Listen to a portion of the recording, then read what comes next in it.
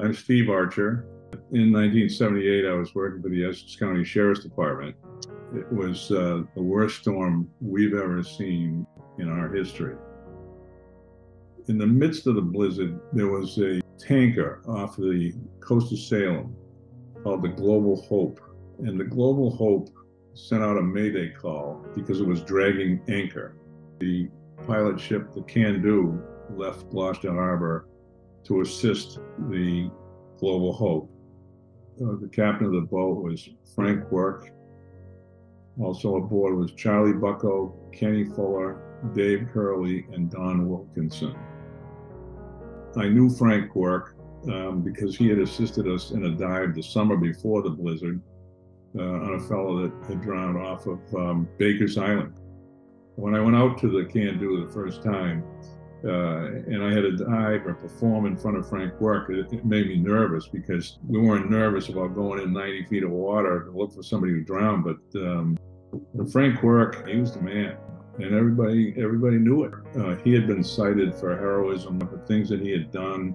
He was also a professional diver, so he knew what he was doing, and he worked the waters as a pilot captain between Boston and Gloucester, basically.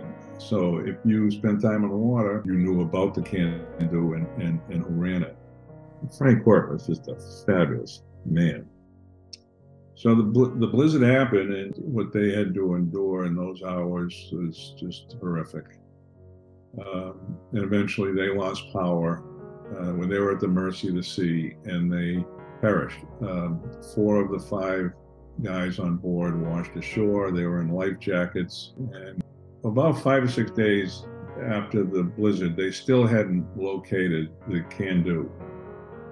And then an aerial search was done, and the outline of what could have been a ship was spotted off of Tinker's Island in Marblehead.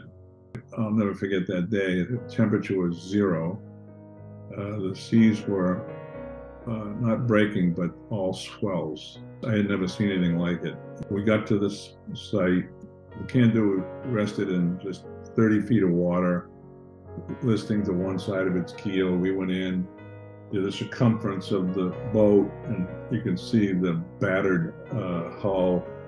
I remember seeing it, the Can-Do with a big, like somebody had punched a big dent into it.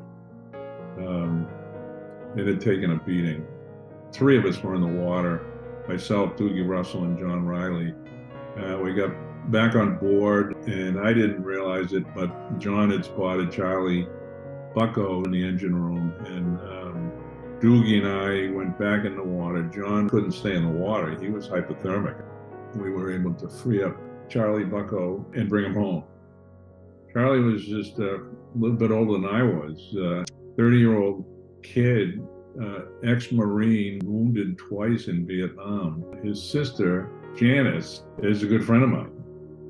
It's important to remember these guys because they went out to do a job and lost their lives. And they were heroes. They were genuine heroes.